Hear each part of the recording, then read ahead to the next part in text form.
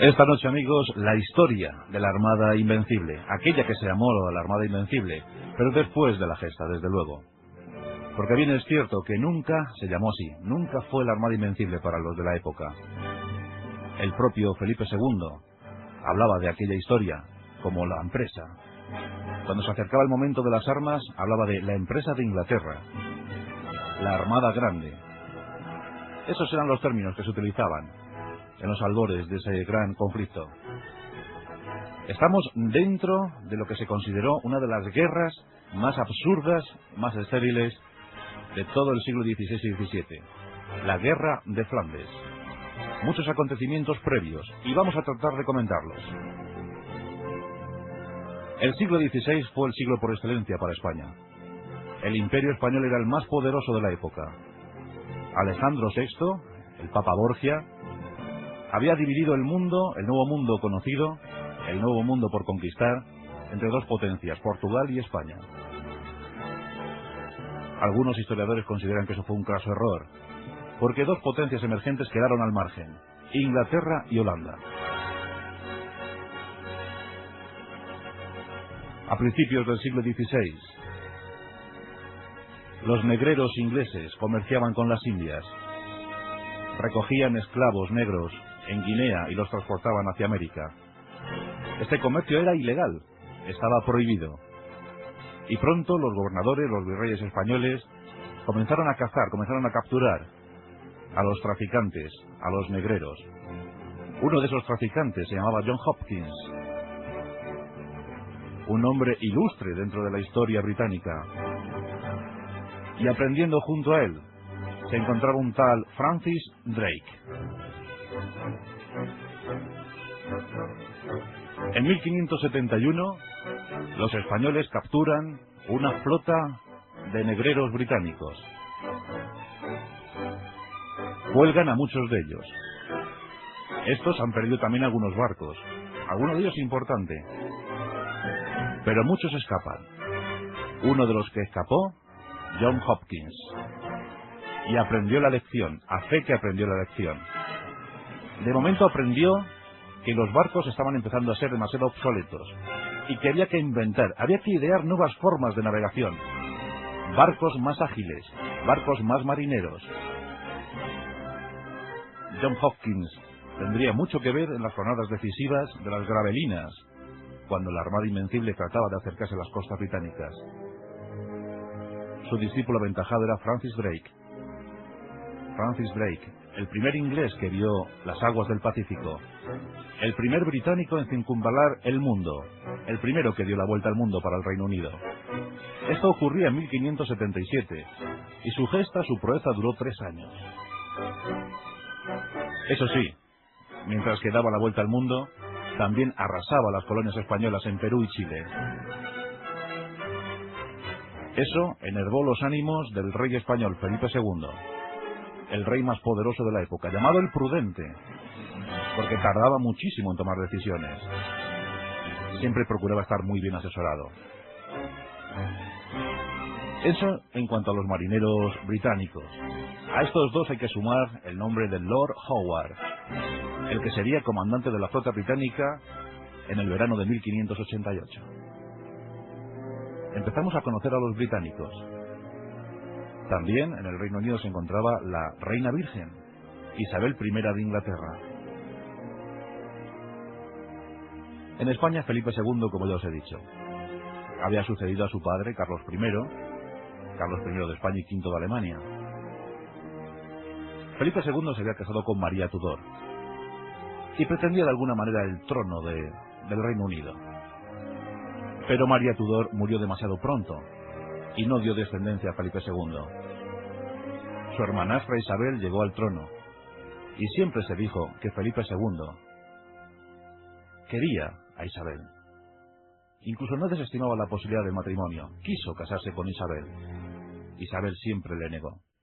Isabel no quiso saber nada de Felipe II. En Escocia estaba María Estuardo. Los católicos no tenían mucha fama en aquellos tiempos. Isabel asentaba una iglesia anglicana con mucha decisión y poder, eliminando y sometiendo a los católicos del Reino Unido. En los tiempos de la Armada Invencible, todavía un tercio de la población británica se mantenía fiel a los postulados de la Iglesia Católica. Un tercio oprimido y que estaba desesperadamente buscando una solución a su problema. Esa solución seguramente se encontraba en España, en el Imperio Español, y hacia allí miraban. Por otra parte tenemos Irlanda. En Irlanda, un país ocupado por los británicos, los católicos estaban combatiendo por su libertad. También los irlandeses miraban hacia España. Y la situación de los escoceses no era menos que la de los irlandeses. Por lo tanto, en Irlanda, en Inglaterra y en Escocia, había una multitud enorme de católicos buscando una resolución a su problema. Y esa resolución pasaba necesariamente por la abdicación de Isabel I. Era un problema que Felipe II debía resolver. También tenemos la eterna Guerra de Flandes. Una guerra declarada en 1566 y que se mantendría hasta 1654. En ese año terminó con las famosas tablas de Flandes. Al parecer no ganó nadie, pero sí en cambio perdió España. Flandes, los rebeldes flamencos, mantenían una guerra contra el Imperio Español y estaban dando muy buenas batallas. En aquellos territorios se encontraba Alejandro Farnesio, uno de nuestros mejores comandantes. Los británicos ayudaban a los flamencos, les cedían sus puertos y también enviaban soldados y pertrechos. Por tanto, Inglaterra se había empezado a convertir en una potencia pequeña, no mayor que la extensión de Andalucía, y muy incómoda. Aquellos negreros, que en su día fueron batidos por los españoles, se habían convertido en corsarios. Habían recibido la patente de corso a cargo de la reina Isabel I. Luchaban para Inglaterra. Sí, es cierto que para recaudar tesoros para su propio patrimonio, pero también eran muy beneficiosos para los intereses ingleses. Por tanto, tenemos una situación que había que resolver lo antes posible. La chispa posiblemente fue la ejecución de María Estuardo de Escocia.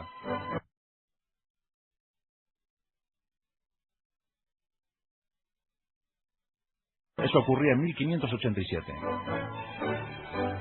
Desde hacía muchos años, Felipe II venía albergando la posibilidad de la invasión de la pérfida Albión.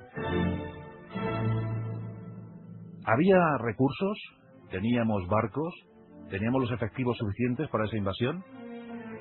Seguramente sí. No en cuanto a barcos, que no teníamos lo mejor del mundo, pero sí en cuanto a infantería. Porque España en aquellos tiempos contaba con la mejor infantería del mundo. Era un arma muy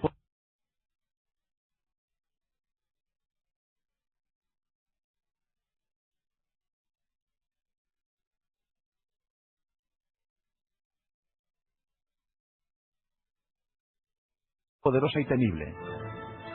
Siempre superior en maniobra y eficacia a los británicos. Pero los británicos contaban con el poder naval. Muy buenos barcos, sobre todo desde las reformas instauradas por John Hopkins, que había conseguido crear una flota más que apetecible.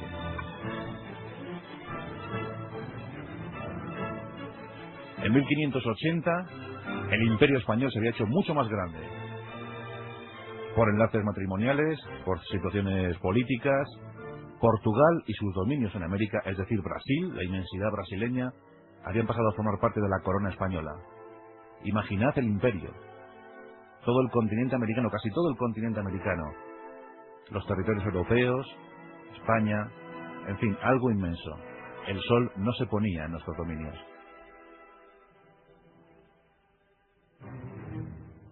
También contábamos con uno de los mejores almirantes de la época, el Marqués de Santa Cruz, don Álvaro de Bazán. Aquel que había contribuido de forma tan eficaz en la batalla de Lepanto, acontecida en 1571, donde habíamos quemado las barbas del sultán. Álvaro de Bazán era la gran posibilidad que manejaba Felipe II. Confiaba en él ciegamente. Claro, tenía los mejores, Álvaro de Bazán por el mar y Alejandro Farnesio por tierra. El plan era muy claro. Álvaro de Bazán se pondría al mando de una gran flota, de una gran escuadra, y avanzaría hacia el Canal de la Mancha. Allí, en los territorios flamencos, esperaría Alejandro Farnesio con 30.000 infantes. Álvaro de Bazán recogería los 30.000 infantes de Alejandro Farnesio y juntos irían a la invasión. Desembarcarían muy cerca de Londres, en la costa de York. A pocas jornadas de Londres, muy pronto todos caerían, porque Inglaterra no contaba con efectivos suficientes en tierra. El plan era muy claro y muy conciso. Si todo salía bien, si todo se ponía a pedir de boca. Como ya sabemos, las cosas no fueron así.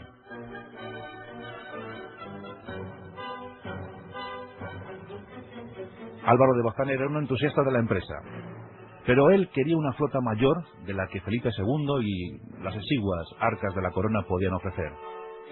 Álvaro de Bazán exige 150 naves guerreras, 40 de carga y 500 de desembarco. Felipe II no le puede ofrecer eso. Poco más de la mitad de lo que pide. Pero aún así, la empresa sigue adelante. Se está preparando una gran flota. Los comisarios, los recaudadores, recorren la península. Entre ellos se encuentra, lo podemos contar como curiosidad, un tal Miguel de Cervantes, héroe de las jornadas de Lepanto, a bordo de la Marquesa, de la galera Marquesa, que recauda cosas para la Gran Armada, por tierras de Sevilla. Todos se afanan, todos se aprestan, y los espías ingleses también trabajan bien. Y también trabajan que las noticias llegan a la corte de Isabel. Isabel echa mano de lo que tiene, su poderosa flota. En esos momentos cuenta con una gran flota, y la vanguardia de esa flota 34 galeones perfectamente armados y pertrechados, y además tripulados por una excelente marinería. Francis Drake es su abanderado. Francis Drake realiza una incursión extraordinaria, enormemente valiente. En 1587 entra en la bahía de Cádiz. En esa bahía se estaban preparando, se estaban aparejando numerosos barcos que iban a entrar al servicio de la Armada. La maniobra de Francis Drake, insolente, aguerrida, pero tremendamente eficiente. Entran en la bahía y como auténticos fantasmas se abalanzan sobre la flota española.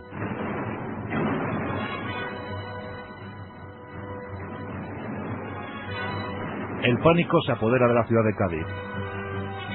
Los ingleses están aquí. Lo que posteriormente se consideraría como el chamuscado de las barbas del rey español se convierte en un gran éxito, en una gran victoria. Porque no solamente incendian algunas naves, sino que además, y esto es muy fundamental, queman enormes toneles viejos que servirían para contener agua y que no se pudriera. Este detalle es fundamental. Los ingleses toman la ciudad, hacen botín de ella y durante unos días campan por sus respetos. La gesta ha sido consumada y Francis Drake se retira porque nota que la enfermedad se está haciendo mella ya en sus hombres. Esto no para la gran empresa de Inglaterra. La flota se empieza a reunir cerca de Lisboa. Allí van parando una flota compuesta por naves muy heterogéneas. Barcos de diversos calados, diversos tonelajes. Pero podemos comentar los principales. Tenemos la Urca. La Urca era el gran barco de transporte. Un barco enorme. Desplazaba muchas toneladas, pero era lento, tremendamente lento. Esto condicionaría de alguna manera la marcha de la gran flota. Había 25 urcas enormes. También había galeras. Seguían existiendo las galeras. La galera propulsada por vela y por remo. En ella 2000 galeotes, en 4 enormes galeras. También llegaron galeazas. La galeaza era un híbrido entre el galeón y la galera. Y por supuesto, la estrella del mar, el galeón. En la gran flota española, en la gran armada, había 20 fantásticos galeones. Galeones que habían llegado de los astilleros de Cantabria. Galeones que se comportaron muy bien en las jornadas de la invasión. Pero uno de los problemas fue sin duda alguna que muchos de los barcos que conformaron la flota grande, la gran flota, llegaron del Mediterráneo y no estaban preparados para navegar por los territorios, por los océanos atlánticos. Fue un gran hándicap. Fijaos que de las bajas sufridas por la flota española, entre las naves que llegaron del Mediterráneo hay que dar un 74% de bajas. Eso es tremendo, eso es enorme. Mientras que entre los galeones, pues las bajas estuvieron en torno al 12-15%. Aún así fueron llegando los barcos, fueron llegando los buques. Y aquí les tenemos. Una flota compuesta por 135 naves. Era una enorme flota, un enorme bosque de madera, mástiles, velámenes. 135 naves. Pero no todas estaban artilladas. La potencia de fuego de la gran flota española se basaba en unos 1100 cañones, algo más de 1100 cañones. Pero ocurre que la especulación también había llegado a nuestro territorio. Las peticiones que llegaban desde la corona hacia las fundiciones eran enormes, muy exigentes, había que construir muchos cañones en poco tiempo. Y en esas fundiciones no se obró bien. Los cañones, muchos de ellos eran deficientes. También se echó mano de los cañones antiguos, cañones obsoletos, con tal de completar la dotación artillera de esas naves.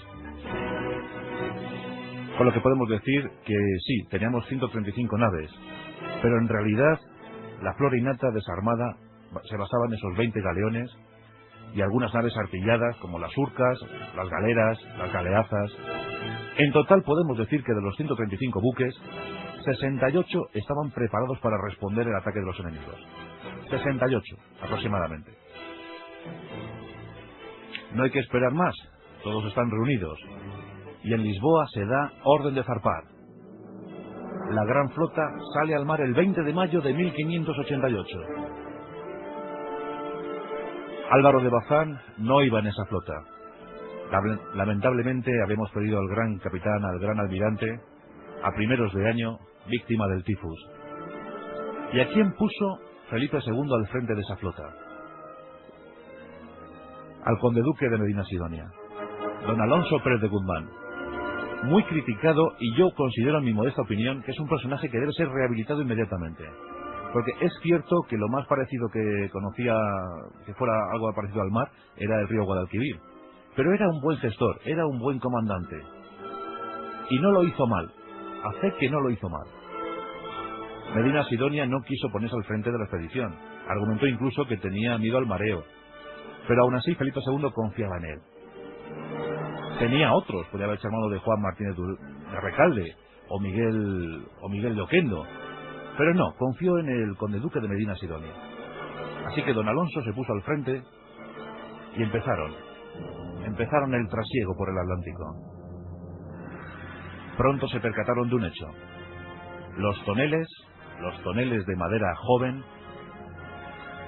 habían hecho que el agua se descompusiera.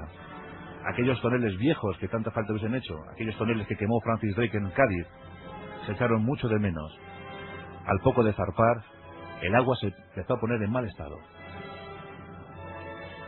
La formación era fantástica.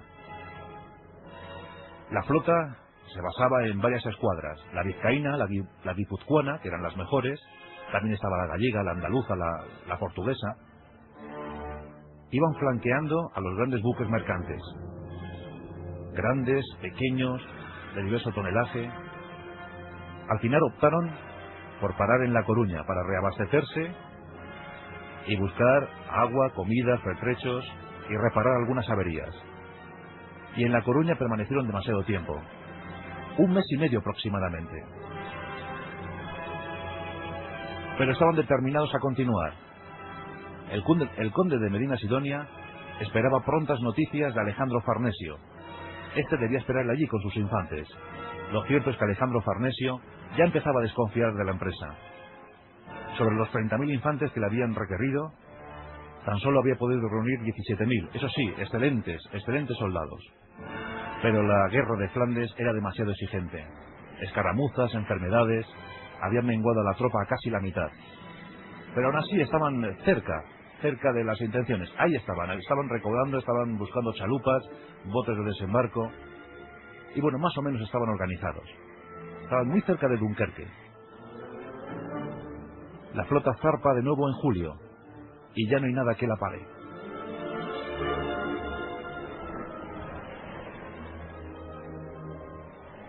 Mientras tanto, Inglaterra había logrado reunir una gran flota también. Siempre se ha dicho acerca de la superioridad numérica de los españoles. Esto no es cierto. España lanzaba 135 naves contra una flota bien organizada de unas 180 que tenían los británicos. Y por si fuera poco, esos 34 fantásticos galeones. Y una marinería muy preparada y muy avezada, sobre todo en el combate a la Atlántica. Y aquí vamos a explicar una cosa para que quede muy claro, que nos va a aclarar también muchas cosas sobre la situación bélica de la época.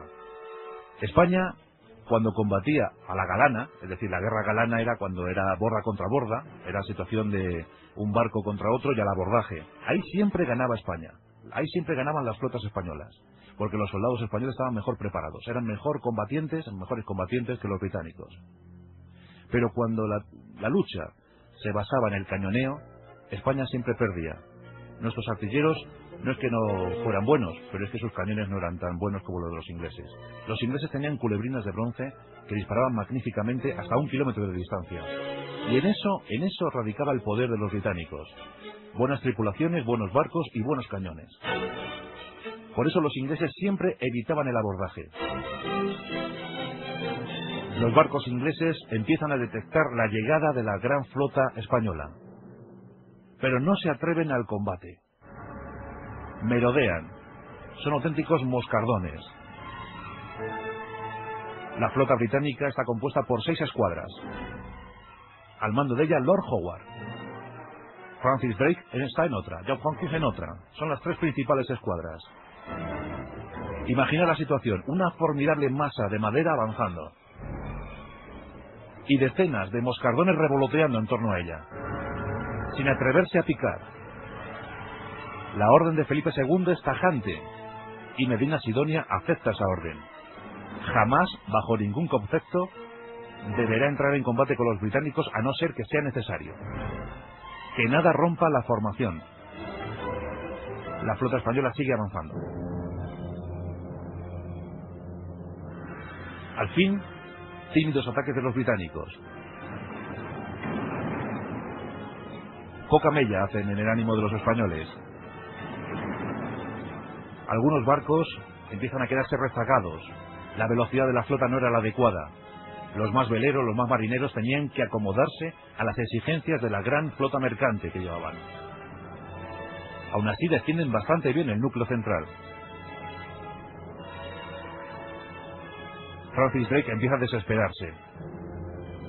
Sigue cañoneando a pesar de todo. Sigue hostigando a la flota.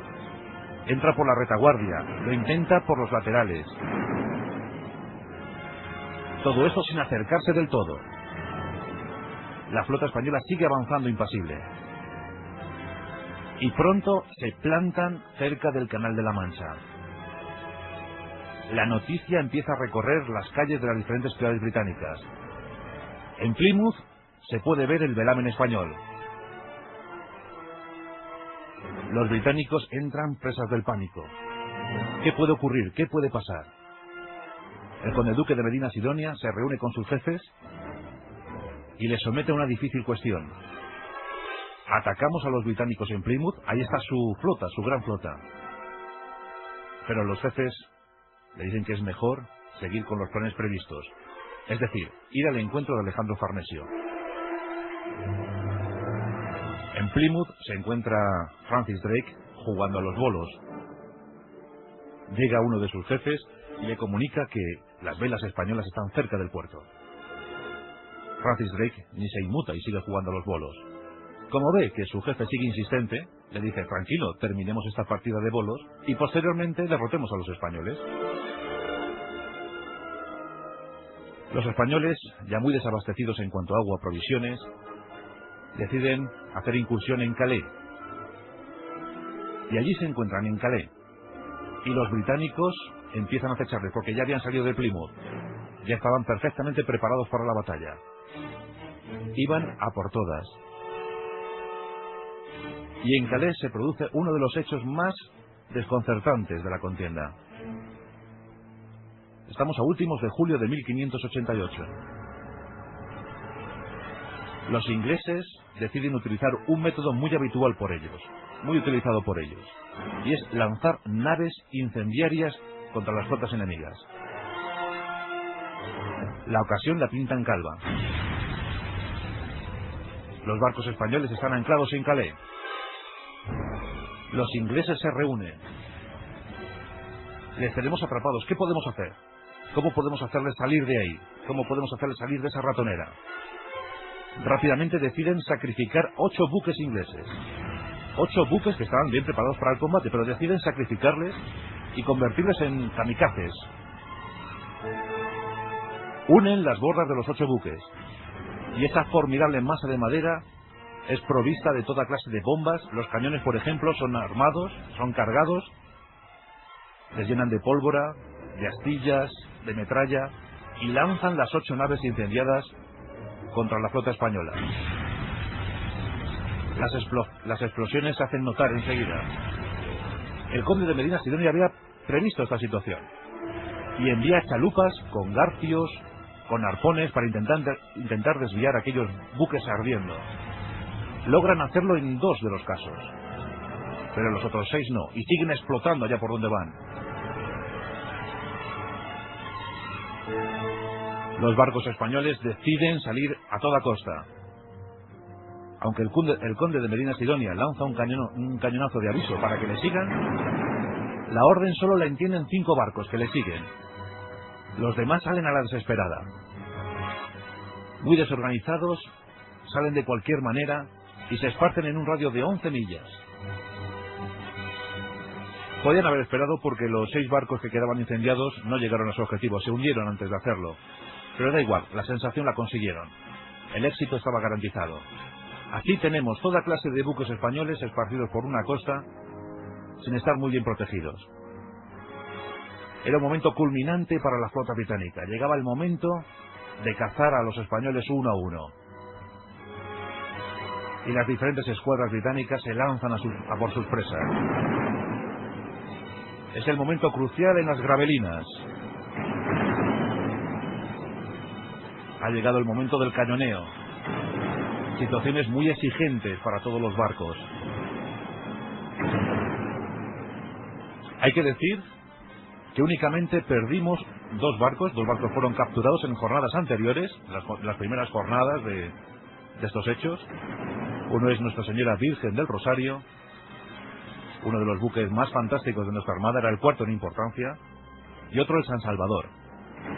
Uno por una avería que hizo que perdiera su palo mayor y buena parte del arbolado, y eso hizo que fuera capturado por los británicos, por cierto, sin presentar batalla. Un hecho lamentable, donde Francis Drake sacó pingües beneficios. Y ahí está su capitán, Pedro de Valdés, que posiblemente también intervino de manera decisiva a la hora de dar las noticias fundamentales sobre el devenir de la escuadra. El San Salvador explotó su Santa Bárbara y también fue capturado. Fueron las 2 únicas capturas de aquellos días. Pero en las Gravelinas perdimos algunos buques. Perdimos 2 galeones, una urca y una galeaza. Hay que destacar algunos hechos. Por ejemplo, la gesta heroica del galeón San Felipe. El San Felipe quedó aislado. Llevaba una tripulación de 520 hombres. Y en algunos momentos de aquella jornada, una jornada larguísima, duró muchas horas, y una jornada que nos hizo pensar o nos hace recordar las circunstancias de Trafalgar en algunos momentos. Por ejemplo, este del San Felipe. El San Felipe fue rodeado en una ocasión por 17 buques enemigos. 17 buques cañoneando al San Felipe.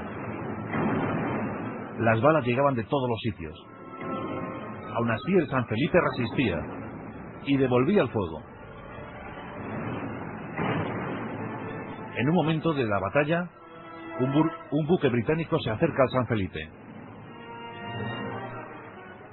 En el buque británico, un marinero sabe chapurrear algo de español. Y se sube a uno de los palos, y desde allí conmina al capitán español a la retirada. La respuesta del capitán español es pegarle un arcabuzazo y derribarle. A todo esto, los arcabuceros españoles limpian la cubierta del buque británico. Esa es la respuesta del San Felipe.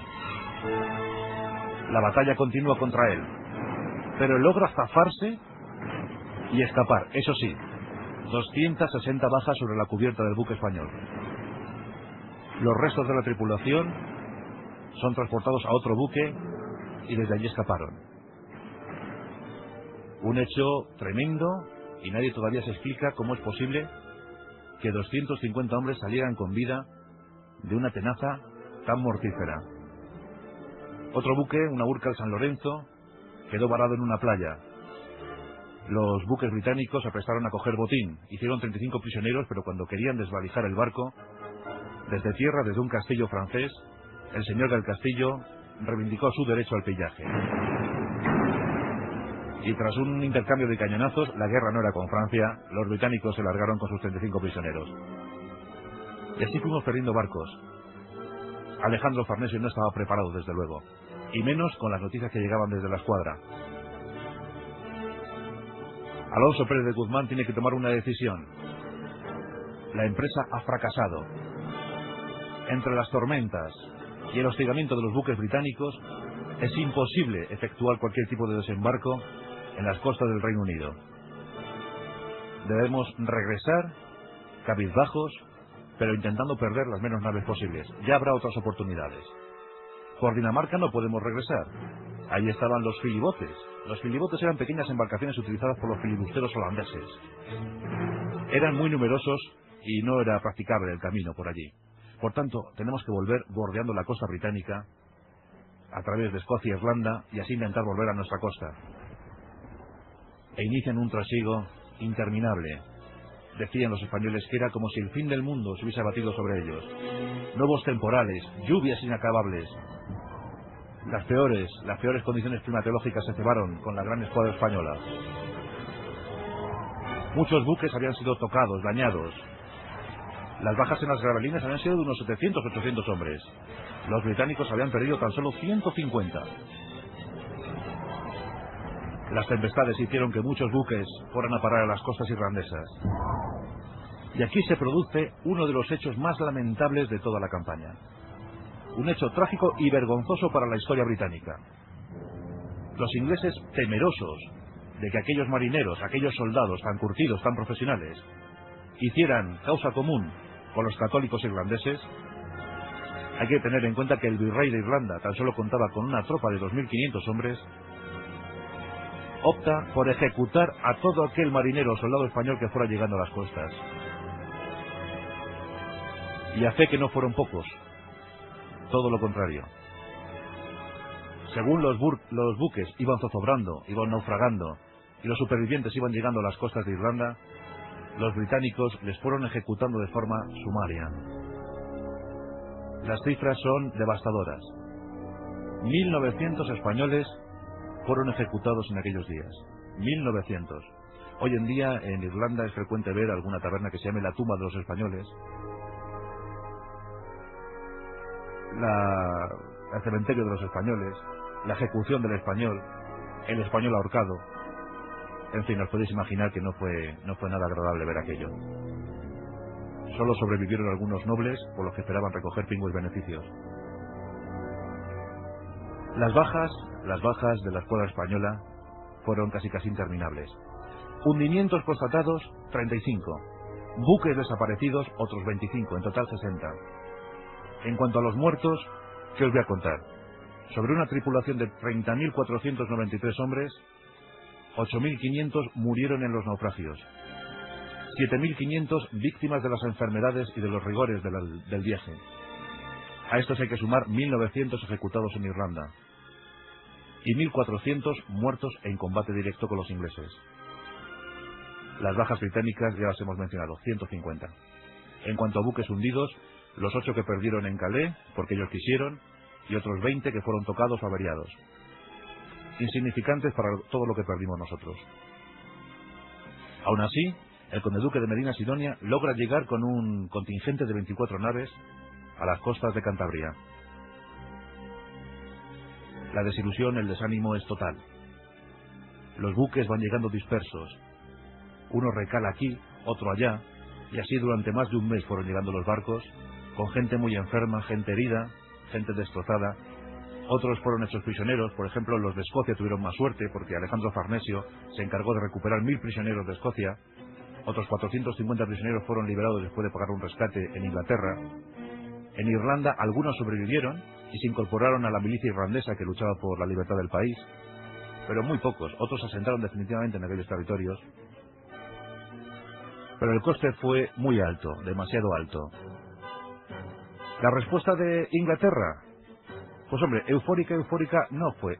Isabel I había gastado mucho dinero, muchos recursos en parar la invasión española. Y tan solo había obtenido el botín de Nuestra Señora Virgen del Rosario, que eso sí, ahí llevaba un tercio de todas las provisiones económicas de los españoles. Pero no era suficiente para pagar tanto gasto. Así que ordena una expedición de castigo sobre España.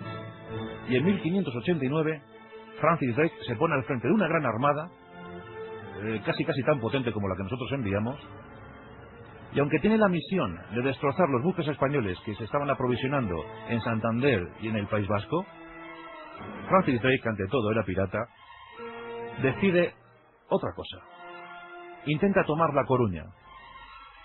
Tiene 17.000 hombres. Puede conseguir la empresa. Y lo intenta. Desembarca en La Coruña. Pero se encuentra con algo inesperado. Se encuentra con los gallegos. El ejército británico entra en la ciudad. La guarnición que había en La Coruña era de unos 1.500 hombres. Y estos optan por el repliegue sobre la ciudad vieja, sobre el barrio viejo. Y allí tras sus murallas esperan pacientemente. Los ingleses toman lo que se considera el barrio de la pescadería. Y por allí están. Intentan el asalto a la ciudad vieja. Y matan a algunos de sus defensores. El cañoneo es constante. Pero los defensores de La Coruña aguantan muy bien. Destacar que las mujeres estuvieron a la altura de las exigencias. Una de sus defensoras, María Pita, la celebérrima María Pita, viendo como su marido había caído abatido, instiga a la defensa e incluso al ataque. Los ingleses son repelidos, dejando muchísimas bajas. Francis Drake tiene que abandonar La Coruña, pero elige un nuevo objetivo, y es Lisboa. Y en Lisboa vuelve a desembarcar. En Lisboa hay una guarnición de unos 8.000 hombres, 4.000 portugueses, 4.000 españoles. Y adopta la misma táctica que los coruñeses. Francis Drake no puede con Lisboa tampoco, y tiene que abandonar la empresa, dejando atrás más de 10.000 hombres que había perdido definitivamente. Esto tampoco se contó mucho, pero lo cierto es que esa hecatombe para los británicos fue casi similar a la nuestra. Tuvo un 70% de bajas. Lo cierto es que lo de la Armada Invencible no es un hecho determinante en la historia. Es, sin duda alguna, un suceso sobredimensionado. Pero Inglaterra, amigos, necesitaba un símbolo. Era una potencia que empezaba a nacer, que quería ser hegemónica. Y una nación así necesita símbolos, necesita gestos. Y el de la Gran Armada Española vino al pelo. Porque no fue la única. Felipe II ordenó nuevas armadas. Y hasta 4 fueron hacia la pérfida Albión. Y las 4 se toparon con los elementos. Las 4 se toparon con la rigurosidad climática. La guerra en Flandes siguió.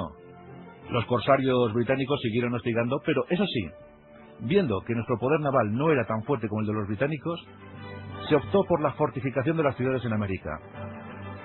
Y así, España pudo mantener su presencia durante algunos siglos más. Los británicos no consiguieron el efecto deseado. Por tanto, es muy presuntuoso decir que lo de la Armada Invencible fue un gran acto, una gran heroicidad, una gran victoria. Desde luego, no fue una derrota alarmante. Y en eso coinciden todos los historiadores, los británicos y los españoles. Pero eran tiempos donde las batallas iban y venían. La guerra de Flandes duró casi 100 años y acabó con todas las reservas de oro del país. Los Krugers se hicieron de oro, claro.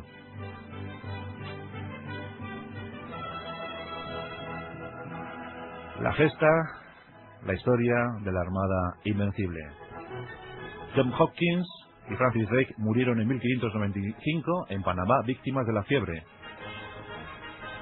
Lord Howard lo haría unos años más tarde. El conde duque de Medina Sidonia apenas pudo soportar el esfuerzo, la pesadumbre por tantas víctimas y murió en sus posesiones de Andalucía.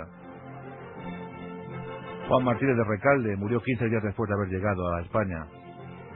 Miguel de Oquendo murió víctima de las heridas producidas al estallar su buque, con más de 100 muertos. Ni siquiera quiso ver a su familia para que no vieran su estado lamentable. Desde aquí, un recuerdo para tantos y tantos marinos que se han quedado en esos mares de Dios, en causas absurdas y estériles. La Rosa de los Vientos, con Juan Antonio Cebrián.